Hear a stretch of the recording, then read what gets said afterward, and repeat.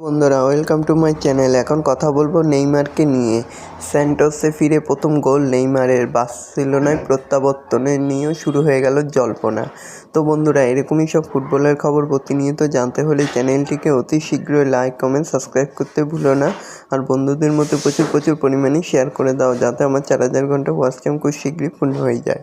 Saudi আরবের club ছেড়ে কয়েক সপ্তাহ আগেই তিনি নিজের দেশে ফিরেছেন। ছোটবেলার ক্লাব স্যান্টোসে যোগ দিয়েছেন। সে ক্লাবের হয়ে প্রথম গোল করলেন নেইমার। তারপরেই বার্সেলোনার ফেরা নিয়ে একটি জল্পনা শুরু হয়ে গেল। সৌদি আরবের ক্লাব ছেড়ে কয়েক সপ্তাহ আগেই তিনি নিজের দেশে ফিরেছেন নেইমার। ছোটবেলার ক্লাব স্যান্টোসে যোগ দিয়েছেন।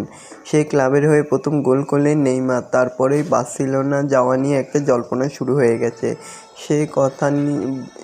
তা নিয়ে এখনও কথা বলছেন নেইমারের বাবা। তো দেখা যাক শেষ পর্যন্ত কী হয়। রবিবার রাতের ম্যাচে সাও পাওলো ক্লাব আগুয়া সান্তার বিরুদ্ধে 3-1 জিতেছে স্যান্টোস।